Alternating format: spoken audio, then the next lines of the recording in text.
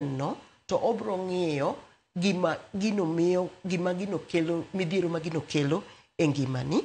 Tae kuom lony gi mago ma wantiere go, ibro yudo ka koro wanyalo konyre to wang'ado rieko. To onge gima ber kaka yudo ng'at ma aparo ni weche masewinjo kuom ji pile pile.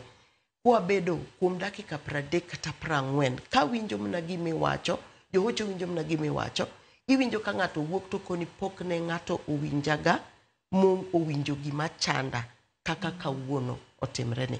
Sana sana nyithindo marowere. Ahinya ma koro waneno ka koro donjo madonje chandruok mag kata nek gi eki. Inwang'o ka gin onge ga ng'at ma kawo thuolo mabed kodgi. So bedo kata ni nyalo winjo ng'ato ma oki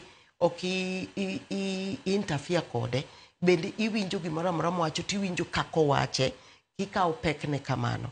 En lony manitie kuom johocho kod ng'at manigi lony mar hocho. Ero kaka wacho ni nyithindo bende sani wuok oko mar yudo wechego mag hocho. Dipo ni nitie kuma janyuol osekiere kendo nyithindo obwodho e lwetgi, gionge kod thuolo ma ginyago kodgi mbaka, gidich, samoro gidich gi weche mag manyo, koso bedo nang' ka Lois?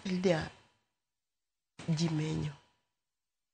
And gima ng'eyo ni sani wasechopo e okang' ma inwang'o ka ng'ato janyuol wuok e tich ma kawaida, to odhi ochako odhi e tich machielo.